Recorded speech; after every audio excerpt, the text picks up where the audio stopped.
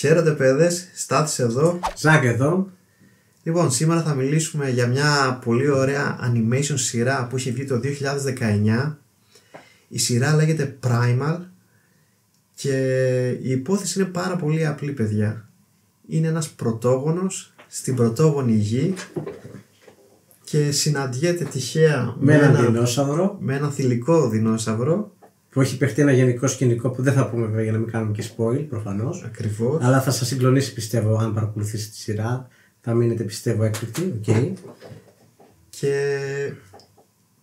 αρχίζει μετά τη φιλία τους το ταξίδι της επιβίωσης στην πρωτόγονη γη.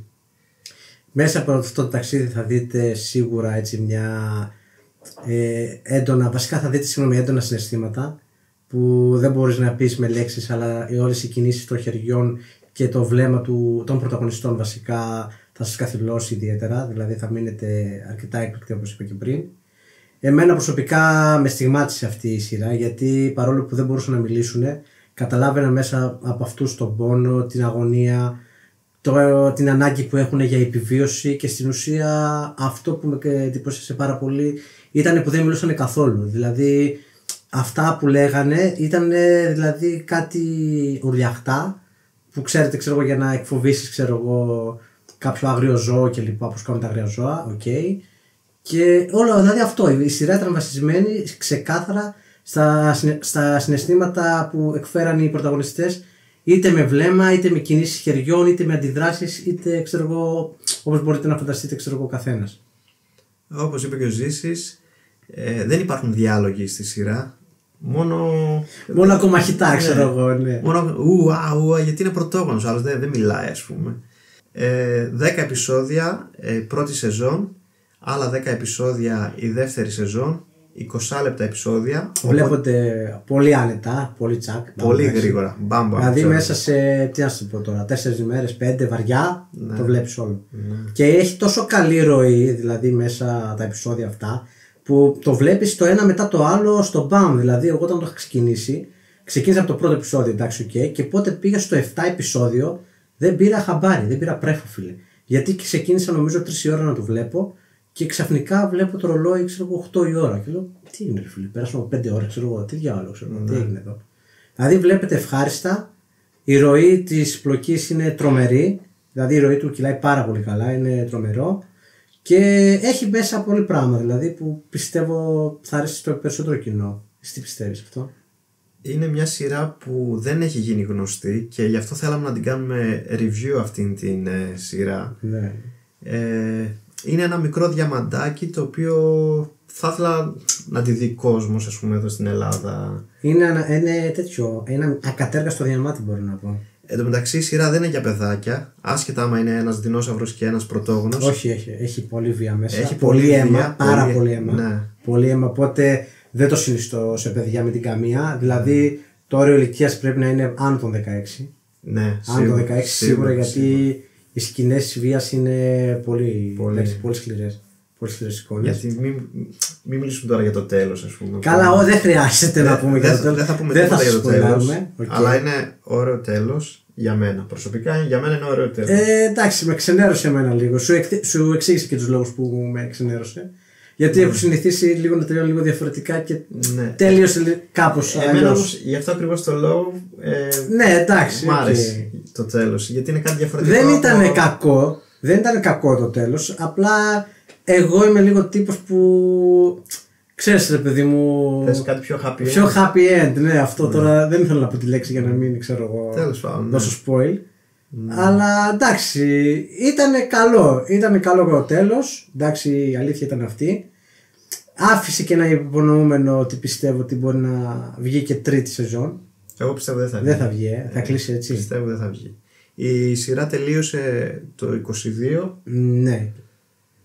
Και τώρα έχουμε 25, δηλαδή μεσολογούν 3 χρόνια. Δεν νομίζω, εντάξει. Εντάξει, μην το λες, γιατί είναι κάποιες σειρές που μετά από ξέρω εγώ πόσο καιρό ξεκινάνε, ξέρω εγώ. Για μένα, μακάρι να έχει τελειώσει εδώ στη δεύτερη σεζόν, γιατί. Θα σε χαλούσε άμα ξεκινήσει η τρίτη σεζόν. Ρε φίλε, συνδέθηκα με το χαρακτήρα και. Ναι, εντάξει, συνδέθηκες. Όπως και εγώ, ρε παιδί μου, συνδέθηκα με το χαρακτήρα, το πρωταγωνιστή. Αλλά ρε φίλε, έτσι όπως τελείωσε ο δεύτερος κύκλος, το τέλος, δηλαδή και να δω την τρίτη σεζόν, αν θα βγει η τρίτη σεζόν, δεν θα είναι πολύ μακριά από, ξέρω εγώ, τις υπόλοιπες δύο που έχουμε δει. Κατάλαβες τώρα? Ναι, κατάλαβα. Δηλαδή αν δεις ρε παιδί μου τώρα τους μεν, τους γείτονες και τους δεν, ξέρω εγώ, δεν χρειάζεται να πω περαιτέρω, κατάλαβες εσύ τι εννοώ. Βλέπεις ότι είναι οι ομοιότητες πάρα πολύ μεγάλες. Ναι, copy-paste ρε παιδί μου, ναι, εντάξει, οκ. Οπότε εμένα προσωπικά δεν θα με χαλούσε και ιδιαίτερα την τρίτη σεζόν. Είχε συνολικά 20 επεισόδια. Ναι. Μ' άρεσε όπως τελείωσε. Μ' άρεσε.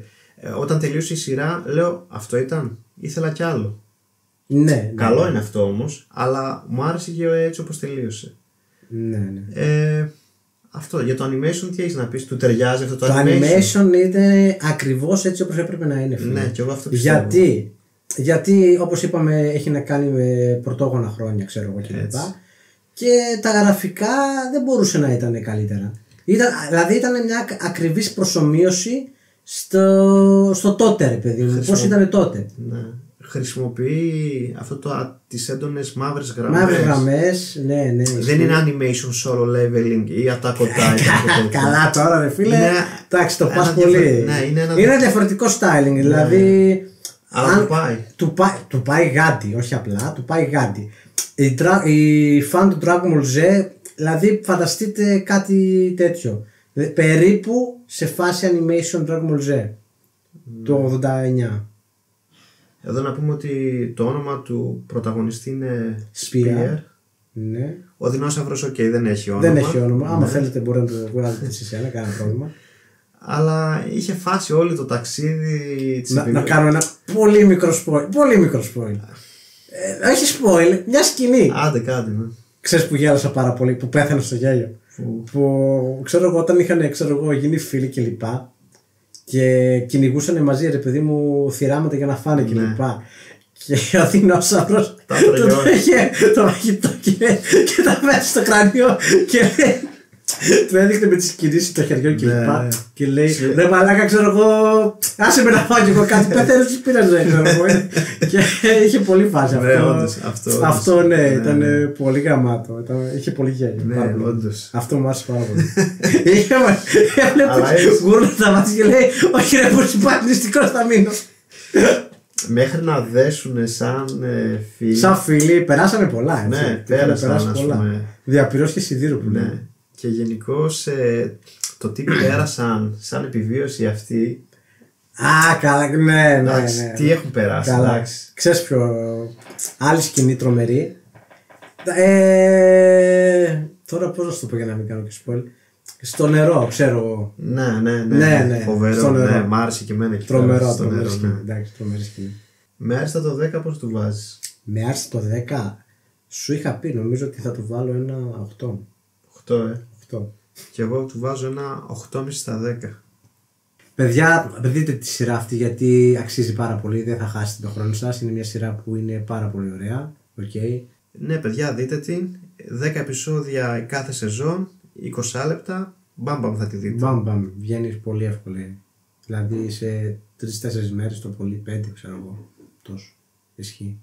Είναι μια πάρα πολύ ωραία σειρά που βασίζεται κυρίως στα συναισθήματα του τότε. Βασικά όχι του τότε και του τώρα, ρε παιδί μου. Δηλαδή, δεν έχει να κάνει με τις χρονολογίες. Έχει να κάνει ακριβώς με το συναίσθημα. Επειδή δεν έχει διαλόγους, παίζει πολύ με το συναίσθημα. Παίζει πάρα πολύ συναίσθημα. Παίζει πάρα πολύ. Και μαθαίνει και πολλά πράγματα. Δηλαδή ότι η φιλία και η εμπιστοσύνη περνάνε μέσα από διαπυρός και σιδήρου μέχρι να κερδιθούν είτε από τη μία πλευρά είτε από την άλλη. Δηλαδή, επίσης η σειρά περνάει και κοινωνικά μηνύματα. Ισχύει, περνάει πολύ κοινωνικό μήνυμα μέσα. Έχει πάρα πολλά μέσα. Ισχύει. Ένα βέβαια λίγο μυστήριο τρένο ήταν το 5ο επεισόδιο της δεύτερης σεζόν. Ναι. Βέβαια δεν θα πούμε τι και πώς. Δεν θα πω τίποτα.